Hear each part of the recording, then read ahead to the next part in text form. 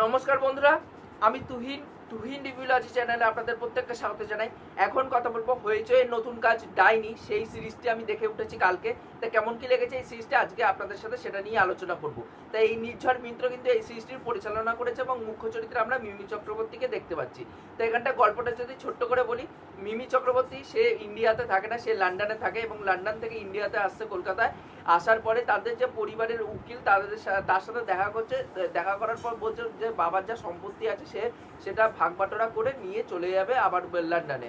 তখন তার উকিল বলে যে এই মানে তার বাবা মারা যাওয়ার আগে একটা উইল করে দিয়ে গেছিল, যে এই উইলে বলা আছে দুই বোনকে একই জায়গায় একই সময় প্রেজেন্ট হতে হবে, যদি হতে পারে তাহলেই এই সমবন্টনটা হবে সম্পত্তির, আয়দার হবে না।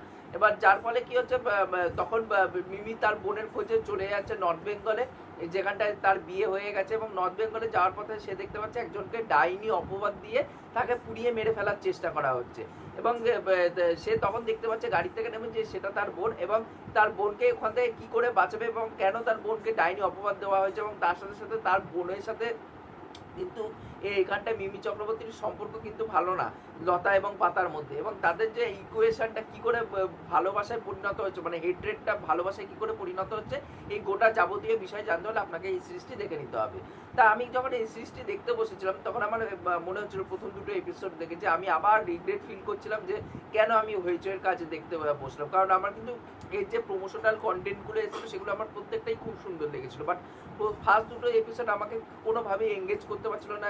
ওখানটায় নানাভাবে কিন্তু ফ্ল্যাশ কাটের মাধ্যমে এবং মানে ফ্ল্যাশ কাট এবং প্রেজেন্ট টাইম লাইন এই দুটোকে এত সুন্দর করে দেখানোর চেষ্টা করা হয়েছিল, তবু আমাকে সেই জায়গায় এঙ্গেজ করতে পারছিল না। আমি ভাবছিলাম হয়তো এই কাজটা হয়তো বাজে হতে চলেছে, আবারও হইচইয়ের একটা কোনো ট্র্যাশ কাজ আমি দেখতে চলেছি। বাট 3 নম্বর এপিসোড থেকে আমার ধারণা পুরোপুরি চেঞ্জ হয়ে যায়, যখন এটা মানে ওই যে হসপিটালের মধ্যে যেটা স্বাস্থ্য কেন্দ্র গ্রামের, সেই স্বাস্থ্য কেন্দ্রের মধ্যে যখন এই গল্পটা ঢুকে যায় এবং ওয়ান লোকেশন হয়ে যায় যখন ব্যাপারটা, তখন একটা ইন্টারেস্টিং ফ্যাক্টর কিন্তু কাজ করে।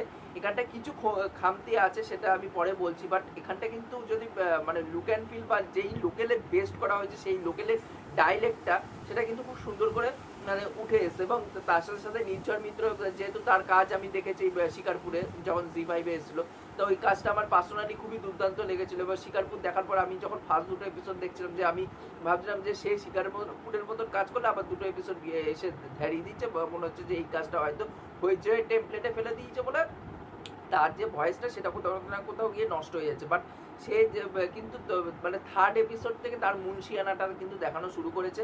সে যেহেতু নর্থ বেঙ্গলের ছেলে, এবার নর্থ বেঙ্গলের ওই কালচারটাকে কিন্তু খুব সুন্দর করে তার কাজে বারে বারে উঠে আসে, সেটা শিকারপুরের ক্ষেত্রে উঠে এসেছিলো এবং এখানটা উঠে এসে সেই জায়গাগুলো কিন্তু দেখতে ভালো লাগছে। এবং ওখানকার যে লোকগুলো গ্রামবাসীগুলোকে যেভাবে দেখানো হয়েছে সেগুলো কিন্তু খুব সুন্দর। এখানে কিছু ক্যারেক্টার খুব ইন্টারেস্টিং, যেরকম এখানটা গ্রামের যে মোড়ল যে সব কিছু বিধির বিধান দেয়, ওই লোকটি তান্ত্রিক কাইন্ড অফ বলতে পারেন। তা যে লোকটি অ্যাকচুয়ালি ডাইনি অপবাদ দিচ্ছে মিমি চক্রবর্তীর বোনকে, ওই লোকটা কিন্তু নিজের ডায়লেক্টটাকেও খুব সুন্দর করে ধরতে পেরেছে এবং তার অভিনয়টা কিন্তু খুব ভালো লেগেছে। এবং তার ছেলের চরিত্রে একজন অভিনয় করেছে, সে আবার টাইগার শ্রফের ফ্যান এবং টাইগার শ্রফের মতন সেও আবার লাফালাফি করছে, মানে জিমন্যাস্টিক করছে, সেইগুলো দেখতে কোথাও না কোথাও ইন্টারেস্টিং লাগে। এবং ওর একটা বন্ধু আছে যে র্যাপ করে, সেই তার ক্যারেক্টারটা ছোট্ট একদম, বাট যেটুকুনি জায়গায় থাকে মজা দিতে পারে। কিন্তু এখানটায় শ্রুতি দাস ছোট্ট পরিসরে আছে, খুব কম স্ক্রিন অন টাইম তার, বাট সেই জায়গায় কিন্তু শ্রুতি দাসকে কিন্তু খুব সুন্দর লাগে। এবং মিমি চক্রবর্তী বলবো না খুব এক্সট্রাঅর্ডিনারি পারফরমেন্স দিয়েছে বা কিছু, কিন্তু মিমি চক্রবর্তী চেষ্টা করেছে, সেটাই তাকে অ্যাপ্রিসিয়েট করতে। এবং মানে তার যখন ওই অ্যাগ্রেশন মুডগুলো যখন দেখতে পাচ্ছি, সে যখন মারছে কাউকে, সেই জায়গাগুলো কিন্তু মিমি চক্রবর্তীকে খুব ভালো লাগছে, বা মিমি চক্রবর্তী ভেঙে পড়ছে সেই জায়গাগুলো ভালো লাগছে। কিছু কিছু জায়গায় তার একটুখানি খামতি বলে মনে হয়েছে অভিনয়ের দিক দিয়ে, কিন্তু ওভারঅলে বলতে গেলে কিন্তু তার পারফরমেন্স বেশ ভালো হয়েছে। এবং সাপোর্টিং কাস্টে যারা আছে তাদের কাজ বেশ ভালো। এবং এখানটা একটা ড্রাইভারের চরিত্রে একজন অভিনয় করছে, তার কাজেও কিন্তু আমার বেশ ভালো লেগেছে। তো এখানটা পারফরমেন্স কিন্তু সবারই কম বেশি প্রত্যেকের ভালো কিন্তু এখানটায়। এবং এখানটায় যে ব্যাকগ্রাউন্ড স্কোরের কাজটা করা হয়েছে সেটাও কিন্তু খুব ভালো লেগেছে। এবং যে পুরো বললাম যে পুরো নর্থ বেঙ্গলটাকে যেভাবে দেখানো হয়েছে সেগুলো কিন্তু একটা আলাদা এজ দিচ্ছে। এবং মানে হইচইয়ের যদি ইন্দুবিন্দু সিন্ধু, মানে আমি হইচই 2021-এ মন্দার কাজটাই লাস্ট দেখেছিলাম, তারপর আমি দেখিনি, কারণ তারপর এই ইন্দুবিন্দু সিন্ধু এইসব হেনাতানা ঢোকা শুরু হয়েছে। তারপর ওই টিজার ট্রেলার থেকে আমার ভালোও লাগছিল না কাজগুলো দেখে, তারপর পরবর্তীকালে আমি আর হইচের কাজ দেখতাম না, কিন্তু এটার কাজ আমার ভালো লেগেছে বলে এটা আমি দেখলাম।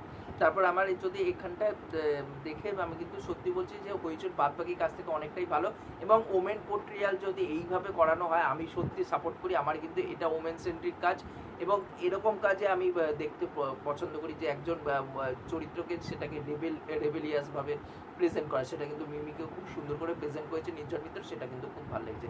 এবার যদি নেগেটিভ দিকে আসি, নেগেটিভ দিক শুধু আমার একটাই মনে হচ্ছে যে ফার্স্ট দুটো এপিসোড আমি বললাম যে আমাকে এঙ্গেজ করতে পারিনি, এবং সেকেন্ডে আরেকটা যে নেগেটিভ বলবো সেটা হচ্ছে যে এখানটায় যেই জিনিসগুলো আমরা দেখতে পাচ্ছি যে ইমোশনাল পোর্শনগুলো ওয়ার্ক করানো দরকার, যে দুই বোনের মধ্যে কেন এই সম্পর্কটা খারাপ হয়েছে, তারপর কেন একে ভালোবেসে ফেললো দুই বোনকে, মানে পাতা লতাকে কেন ভালোবেসে ফেললো, এই জিনিসগুলো যদি আরেকটু ভালো করে ইমোশনাল আর্কটা যদি উঠে আসতো না, ইমোশনালের অভাব, কিন্তু ইমোশনাল আর্কটা সেভাবে উঠে আসে না। এই ছিল আমার নেগেটিভ দিক। তা ওভারঅলে বলবো এটা একটা বেশ ভালো একটা কাজ হয়েছে অন্যান্য কাজের তুলনায় অনেকটাই ভালো, অনেকটাই স্ট্যান্ডার্ড হাই, এবং এই কাজটা আমার কিন্তু এনজয় করেছি। এই ছিল আমার ওভারঅল বক্তব্য। ভিডিওটি ভালো লাগলে অবশ্যই লাইক শেয়ার সাবস্ক্রাইব করে পাশে থাকবেন, তাহলে মোটিভেশন পাবো নতুন নতুন ভিডিও বানানোর জন্য। এখনকার মতন টাটা, বাই।